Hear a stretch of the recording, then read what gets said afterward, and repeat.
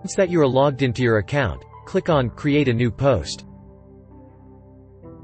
Now, let's create a post by sharing our video. Then, we are going to select our file. Please note that only MP4 files are supported. After uploading our video and thumbnail image, let's hit Next. After that, a box will display. You will be able to add a caption, tags, and groups. We will add a caption first. You can share your posts with your groups by adding them to this section. You can also add tags in this section to make your post more visible to a certain audience. We can preview our post by clicking Preview Post. Once complete, you will be able to post now, schedule or target. Let's hit Post now to finish sharing it with the community.